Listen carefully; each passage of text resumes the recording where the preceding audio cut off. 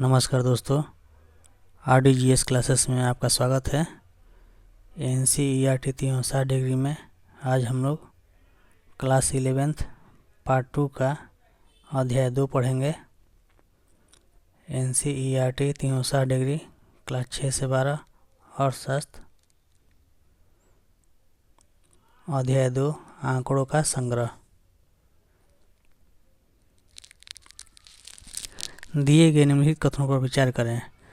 आंकड़ों के संग्रह का उद्देश्य किसी समस्या के स्पष्ट एवं ठोस समाधान के लिए साक्ष्य को दर्शाना है।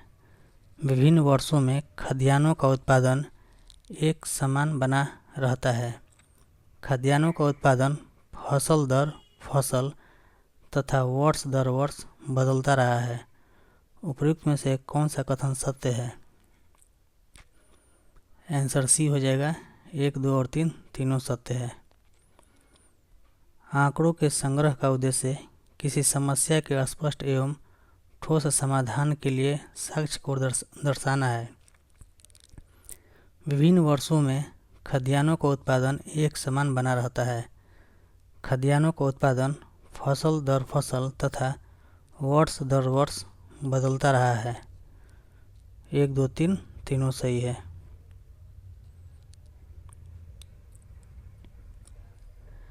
दिए गए कथन पर विचार करें। कथन खाद्यान्नों के उत्पादन में उतार चढ़ाव की प्रवृत्ति को जानने के लिए हमें विभिन्न वर्षों के लिए भारत में खाद्यान्न उत्पादन के आंकड़ों की आवश्यकता पड़ती है। कारण आंकड़ा एक ऐसा साधन है जो सूचनाएं प्रदान कर समस्या को समझने में सहायक होता है। उपयुक्त में से कौन सा विकल्प सत्य है? आंसर बी हो जाएगा। कथन और कारण दोनों सत्य है और कारण कथन का सही व्याख्या भी करता है। कथन खाद्यान्नों के उत्पादन में उतार चढ़ाव की प्रवृत्ति को जानने के लिए हमें विभिन्न वर्षों के लिए भारत में खाद्यान्न उत्पादन के आंकड़ों की आवश्यकता पड़ती है। कारण आंकड़ा एक ऐसा साधन है जो सूचनाएं प्रदान कर समस्या को समझने में सहायक होता है। कथन और कारण दोनों सत्य है और कारण कथन का सही व्याख्या भी करता है। सांख्यिकी आंकड़े कितने स्रोतों से प्राप्त किए जा सकते हैं? गणनाकार, जांच पड़ताल या पूछताछ? आंसर सी हो जाएगा। ए और बी दोनों। सांख्यिकी आंकड़े कितने स्रोतों से प्राप्त किए जा सकते हैं? गणनाकार, जांच पड़ताल या पूछताछ? दोनों सही है। ए और बी दोनों हो जाएगा। प्रत्यक्ष रूप से प्राप्त की गई जानकारी पर आधारित आंकड़े होते हैं प्राथमिक आंकड़े। आंसर ए हो जाएगा। प्राथमिक आंकड़े प्रत्यक्ष रूप से प्राप्त की गई जानकारी पर आधारित आंकड़े होते हैं प्राथमिक आंकड़े।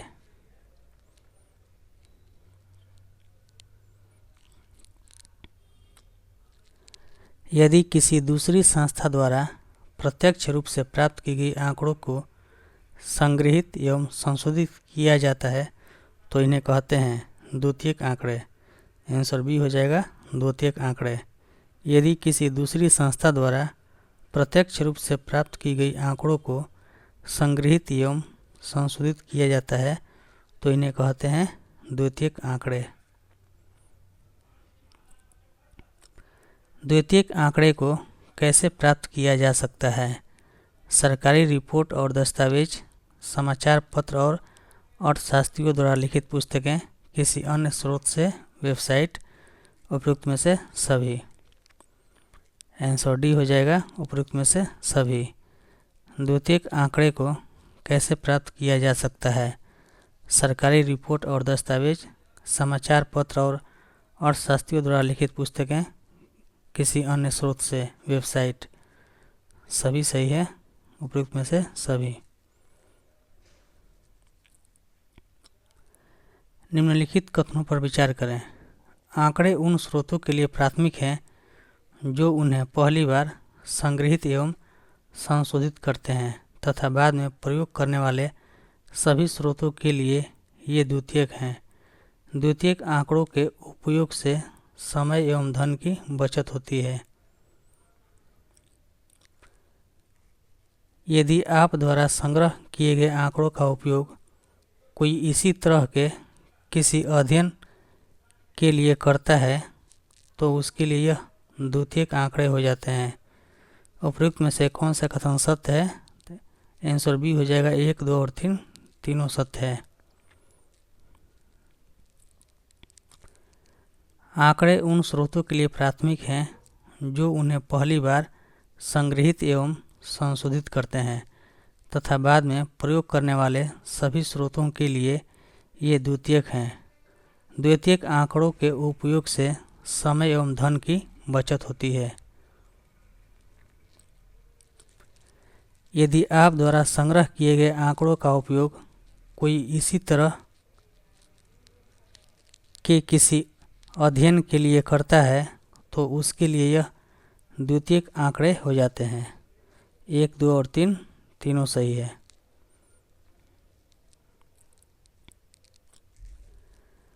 आंकड़े कैसे संग्रहित करते हैं? कोई भी निर्माता अपने किसी उत्पाद के संबंध में या कोई राजनीतिक पार्टी अपने किसी उम्मीदवार के विषय में कैसे निर्णय करती है? जन समुदाय से प्रश्नों के माध्यम से सर्वेक्षण करते। आंसर ये हो जाएगा, आंकड़े कैसे संग्रहित करते हैं? कोई भी निर्माता अपने किसी उत्पाद के संबंध में या कोई राजनीतिक पार्टी अपने किसी उम्मीदवार के विषय में कैसे निर्णय करती है? जन समुदाय से प्रश्नों के माध्यम से सर्वेक्षण करके।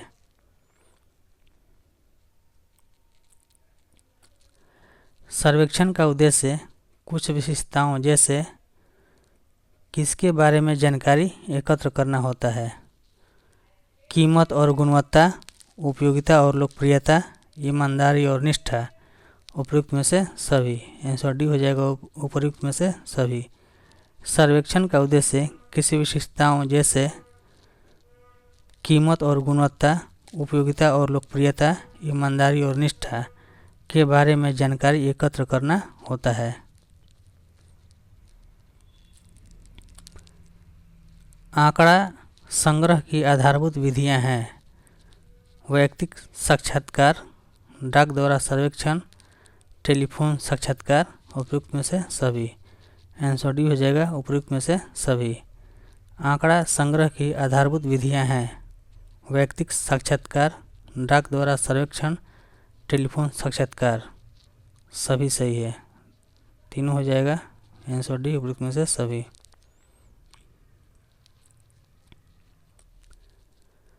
वैयक्तिक साक्षात्कार कई कारणों से प्राथमिकता दी जाती है।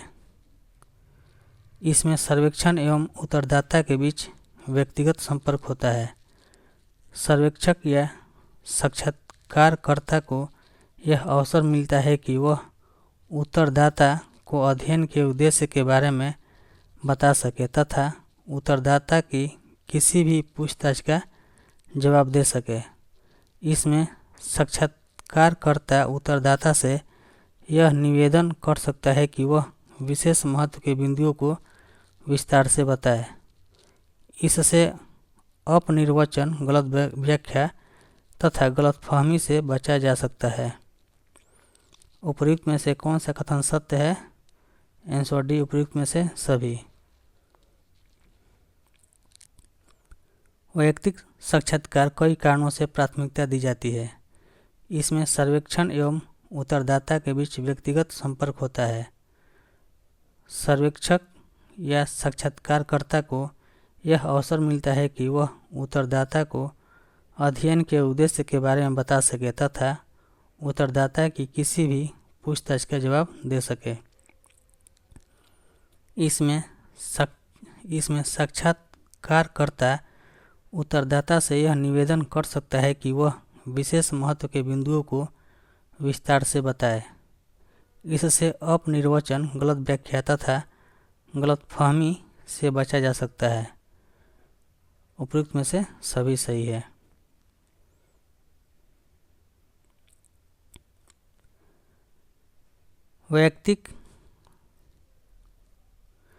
वैयक्तिक साक्षात्कार कई कमियां हैं।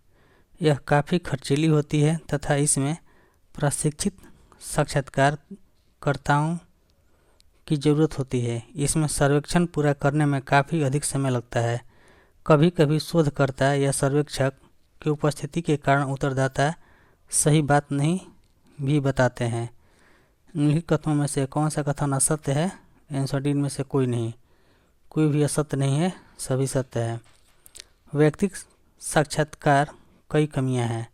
यह काफ़ी खर्चीली होती है तथा इसमें प्रशिक्षित साक्षात्कारकर्ताओं की ज़रूरत होती है।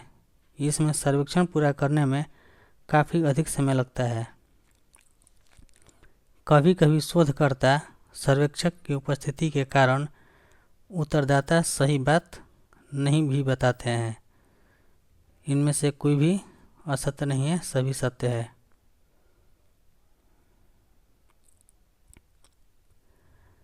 डाक द्वारा सर्वेक्षण का फायदे हो सकते हैं। इसका सबसे बड़ा लाभ यह है कि यह बहुत कम खर्चीली होती है। इसके साथ ही इस विधि के द्वारा शोधकर्ता या सर्वेक्षक काफ़ी दूर दराज के क्षेत्रों तक पहुंच सकते हैं, जो संभवतः व्यक्ति या टेलीफोन की पहुंच से भी बाहर हो सकते हैं। इस विधि में साक्षात्कारकर्ता उत्तरदाताओं पर प्रभाव भी नहीं डाल पाते हैं। यह उत्तरदाता को पर्याप्त समय देता है ताकि वह सोच विचार कर प्रश्नों के उत्तर दे सके। उपयुक्त में से कौन सा कथन सत्य है? आंसर डी उपयुक्त में से सभी सत्य है। डाक द्वारा सर्वेक्षण का फायदा हो सकते हैं। डाक द्वारा सर्वेक्षण का फायदे हो सकते हैं। इसका सबसे बड़ा लाभ यह है कि यह बहुत कम खर्चीली होती है। इसके साथ ही इस विधि के द्वारा शोधकर्ता सर्वेक्षक काफ़ी दूर दराज के क्षेत्रों तक पहुंच सकते हैं, जो संभवतः व्यक्ति या टेलीफोन की पहुंच से भी बाहर हो सकते हैं। इस विधि में साक्षात्कारकर्ता उत्तरदाताओं पर प्रभाव भी नहीं डाल पाते। यह उत्तरदाता को पर्याप्त समय देता है ताकि वह सोच विचार कर प्रश्नों के उत्तर दे सके। उपयुक्त में से सभी सत्य है। आंसर डी सभी सही है। डाक द्वारा सर्वेक्षण की यह कमी है कि प्रश्नावली के निर्देशों के स्पष्टीकरण के अवसर नहीं मिलते हैं। इसमें प्रश्न की अपनिर्वचन की संभावना रहती है। डाक सर्वेक्षण द्वारा कम संख्या में उत्तरदाताओं से उत्तर प्राप्ति की भी संभावना रहती है। डाक विभाग द्वारा प्रश्नावली के खो जाने आदि की संभावना भी रहती है। निम्नलिखित में से कौन सा कथन असत्य है? आंसर डी इनमें से कोई नहीं। कोई भी असत्य नहीं है, सभी सत्य है। डाक द्वारा सर्वेक्षण की यह कमी है कि प्रश्नावली के निर्देशों के स्पष्टीकरण के अवसर नहीं मिलते हैं। इसमें प्रश्न की अपनिर्वचन की संभावना रहती है। डाक सर्वेक्षण द्वारा कम संख्या में उत्तरदाताओं से उत्तर प्राप्ति की भी संभावना रहती है।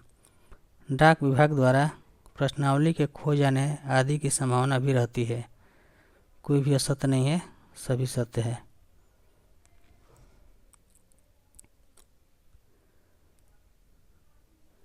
टेलीफोन साक्षात्कार का लाभ है। यह व्यक्तिगत साक्षात्कार की अपेक्षा सस्ता होता है और इसे कम समय में ही संपन्न किया जा सकता है। यह प्रश्नों को स्पष्ट कर सर्वेक्षक शोधकर्ता के लिए उत्तरदाता की मदद करने में सहायक होता है। टेलीफोन साक्षात्कार उन मामलों में अधिक बेहतर होता है जहां व्यक्तिगत साक्षात्कार के समय उत्तरदाता कुछ खास प्रश्नों के उत्तर देने में झिझक महसूस करता है। दिए कथन में कौन सा कथन सत्य है? उपयुक्त में से सभी। आंसर डी उपयुक्त में से सभी सही है। टेलीफोन साक्षात्कार का लाभ है। यह व्यक्तिगत साक्षात्कार की अपेक्षा सस्ता होता है और इसे कम समय में ही संपन्न किया जा सकता है। यह प्रश्नों को स्पष्ट कर सर्वेक्षक शोधकर्ताओं के लिए उत्तरदाता की मदद करने में सहायक होता है। टेलीफोन साक्षात्कार उन मामलों में अधिक बेहतर होता है जहां व्यक्तिगत साक्षात्कार के समय उत्तरदाता कुछ खास प्रश्नों के उत्तर देने में झिझक महसूस करता है। उपयुक्त में से सभी सत्य है।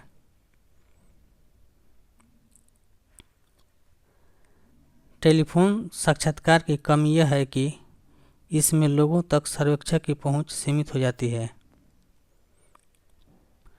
संवेदनशील मुद्दों पर उत्तरदाताओं की उन प्रतिक्रियाओं को दृश्य रूप में नहीं देखा जा सकता है जो इन विषयों पर सही जानकारी प्राप्त करने में सहायक होती है। उपयुक्त में से कौन सा कथन सत्य है? आंसर सी 1 और 2 दोनों सत्य है। टेलीफोन साक्षात्कार की कमी यह है कि इसमें लोगों तक सर्वेक्षक की पहुंच सीमित हो जाती है। संवेदनशील मुद्दों पर उत्तरदाताओं की उन प्रतिक्रियाओं को दृश्य रूप में नहीं देखा जा सकता है जो इन विषयों पर सही जानकारी प्राप्त करने में सहायक होती है। 1 और 2 दोनों सत्य है।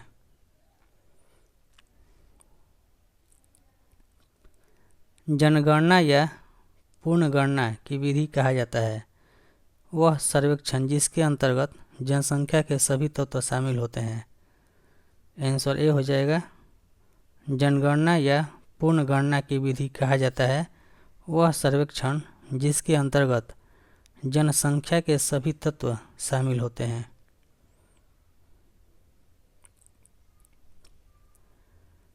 जनगणना के संबंध में निम्नलिखित कथनों पर विचार करें।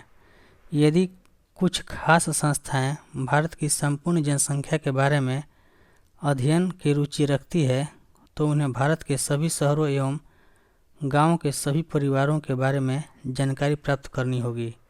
इस विधि की प्रमुख विशेषता है कि इसके अंतर्गत संपूर्ण जनसंख्या की प्रत्येक व्यष्टिगत इकाई को सम्मिलित करना होता है।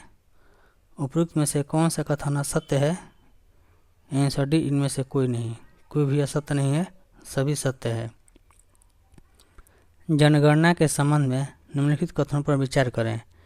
यदि कुछ खास संस्थाएं भारत की संपूर्ण जनसंख्या के बारे में अध्ययन की रुचि रखती है तो उन्हें भारत के सभी शहरों एवं गांवों के सभी परिवारों के बारे में जानकारी प्राप्त करनी होगी। इस विधि की प्रमुख विशेषता है कि इसके अंतर्गत संपूर्ण जनसंख्या की प्रत्येक व्यष्टिगत इकाई को सम्मिलित करना होता है। उपयुक्त में से कोई भी असत्य नहीं है, सभी सत्य है।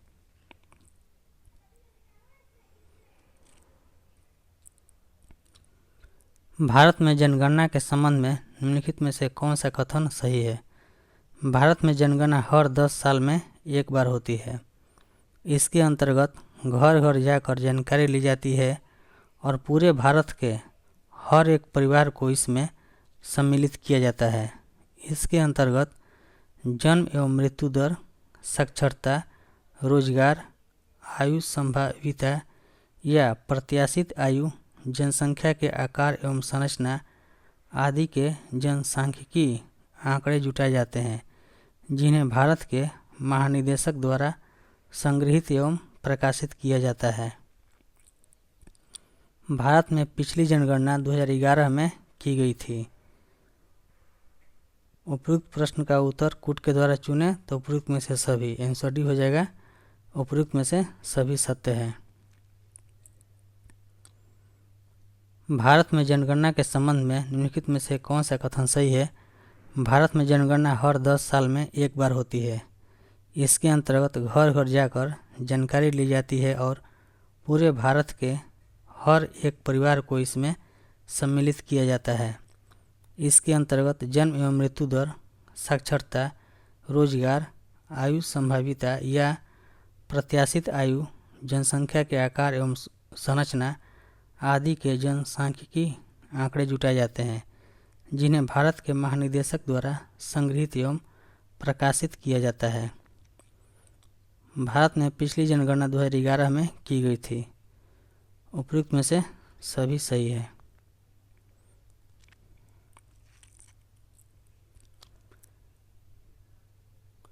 जनगणना के विभिन्न आंकड़ों पर विचार करें। जनगणना 2001 के अनुसार भारत की जनसंख्या 102.87 करोड़ थी 2011 की जनगणना के अनुसार भारत की जनसंख्या 121.09 करोड़ है। 1901 की जनगणना ने देश की जनसंख्या 23.83 करोड़ दर्शाई थी। तब से 110 वर्षों की समयावधि में देश की जनसंख्या 97 करोड़ से भी अधिक बढ़ गई है।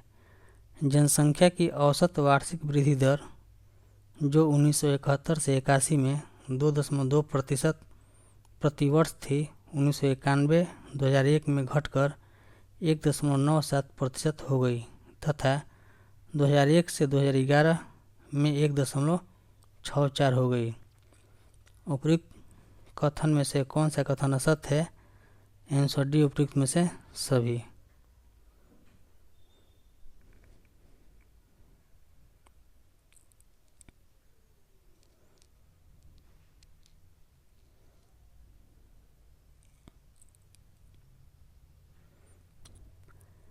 सांख्यिकी में समष्टि शब्द का तात्पर्य है अध्ययन क्षेत्र के अंतर्गत आने वाली सभी मदों इकाइयों की समग्रता।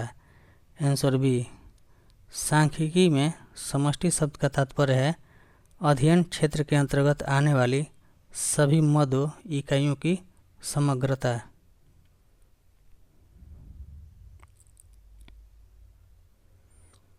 अधिकतर सर्वेक्षण प्रतिदर्श सर्वेक्षण ही होते हैं। सांख्यिकी में इन्हें किन कारणों से प्राथमिकता दी जाती है? यह प्रतिदर्श कम खर्च में एवं अल्प समय में पर्याप्त विश्वसनीय एवं सही सूचनाएं उपलब्ध करा सकते हैं। प्रतिदर्श चूँकि समष्टि से छोटा होता है, अतः सघन पूछताछ के द्वारा अधिक विस्तृत सूचनाएं संग्रहित की जा सकती है।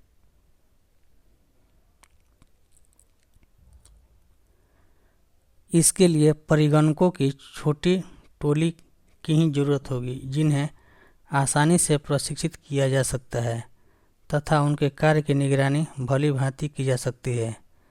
उपयुक्त में से कौन सा कथन सत्य है? आंसर डी, उपयुक्त में से सभी।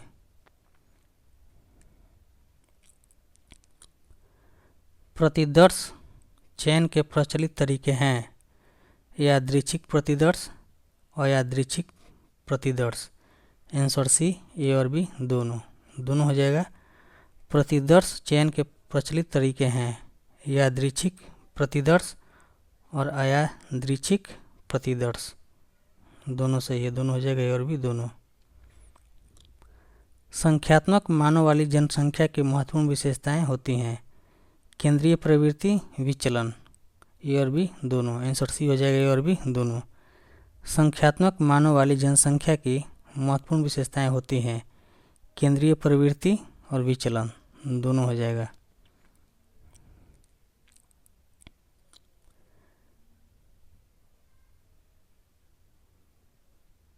राष्ट्रीय स्तर पर सांख्यिकी आंकड़ों को संग्रहित, संसाधित तथा सारणीकृत करने वाली प्रमुख संस्थाएं हैं सेंसस ऑफ इंडिया और राष्ट्रीय प्रतिदर्श सर्वेक्षण NSS, केंद्रीय सांख्यिकी कार्यालय CSO और भारत का महापंजीकार RGI, वाणिज्यिक सतर्कता एवं सांख्यिकी महानिदेशालय DGCIS और श्रम ब्यूरो। उपयुक्त में से सभी। आंसर डी हो जाएगा, उपयुक्त में से सभी। राष्ट्रीय स्तर पर सांख्यिकी आंकड़ों को संग्रहित, संसाधित तथा सारणीकृत करने वाली प्रमुख संस्थाएं हैं सेंसस ऑफ इंडिया और राष्ट्रीय प्रतिदर्श सर्वेक्षण NSS, केंद्रीय सांख्यिकी कार्यालय CSO और भारत का महापंजीकार RGI, वाणिज्यिक सतर्कता एवं सांख्यिकी महानिदेशालय DGCIS और श्रम ब्यूरो। उपयुक्त में से सभी सही है, सभी हो जाएगा। कौन सी संगठन जनसंख्या संबंधित सर्वाधिक पूर्ण एवं सतत जनसांख्यिकी अभिलेख उपलब्ध कराती है? केंद्रीय सांख्यिकी संगठन। आंसर सी हो जाएगा, केंद्रीय सांख्यिकी संगठन।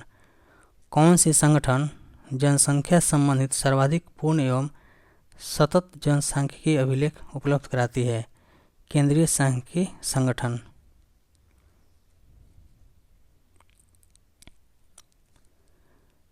किस वर्ष के बाद से प्रत्येक 10 वर्ष के अंतराल पर नियमित जनगणना की जाती है? 1881। आंसर डी हो जाएगा 1881। किस वर्ष के बाद से प्रत्येक 10 वर्ष के अंतराल पर नियमित जनगणना की जाती है? 1881।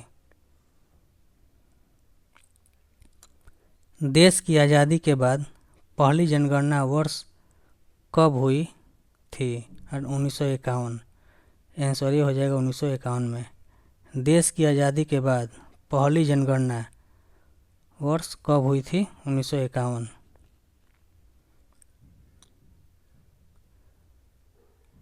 जनगणनाओं के अंतर्गत जनसंख्या के किन पहलुओं के बारे में सूचनाएं एकत्र की जाती है? आकार एवं घनत्व, लिंग अनुपात एवं साक्षरता, स्थानांतरण एवं जनसंख्या का ग्रामीण शहरी वितरण, उपयुक्त में से सभी। आंसर डी हो जाएगा उपयुक्त में से सभी।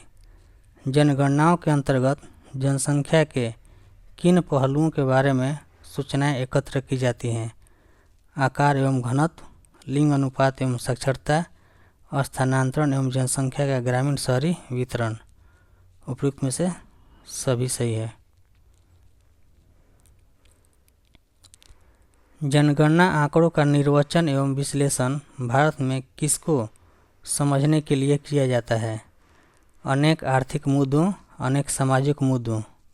आंसर सी हो जाएगा ए और बी दोनों। जनगणना आंकड़ों का निर्वचन एवं विश्लेषण भारत में किसको समझने के लिए किया जाता है? अनेक आर्थिक मुद्दों और अनेक सामाजिक मुद्दों। दोनों सही है। भारत सरकार द्वारा समाज आर्थिक मुद्दों पर राष्ट्रीय स्तर के सर्वेक्षणों के लिए किस संगठन की स्थापना की गई थी? तो राष्ट्रीय प्रतिदर्श सर्वेक्षण संगठन। आंसर बी हो जाएगा राष्ट्रीय प्रतिदर्श सर्वेक्षण संगठन। भारत सरकार द्वारा समाज आर्थिक मुद्दों पर राष्ट्रीय स्तर के सर्वेक्षणों के लिए किस संगठन की स्थापना की थी? राष्ट्रीय प्रतिदर्श सर्वेक्षण संगठन।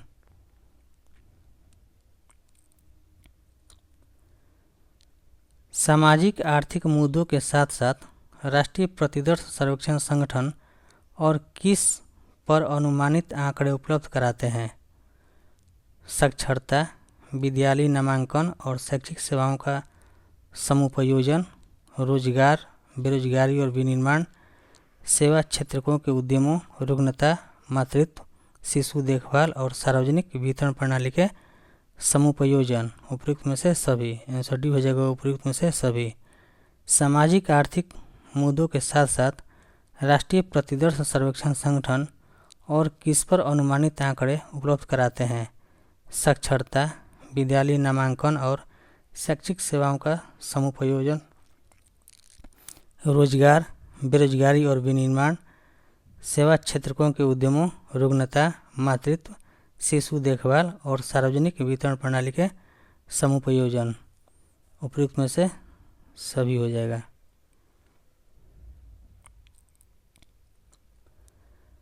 राष्ट्रीय प्रतिदर्श सर्वेक्षण संगठन के संबंध में निम्न कथनों पर विचार करें। उद्योग का वार्षिक सर्वेक्षण, फसल अनुमान सर्वेक्षण आदि का भी आयोजन करता है। यह उपभोक्ता कीमत सूचकांक से संबंधित संख्याओं के संकलन के लिए ग्रामीण एवं शहरी खुदरा कीमतों का संग्रह आदि भी करता है। उपयुक्त में से कौन सा कथन सत्य है? आंसर सी हो जाएगा ए और बी दोनों।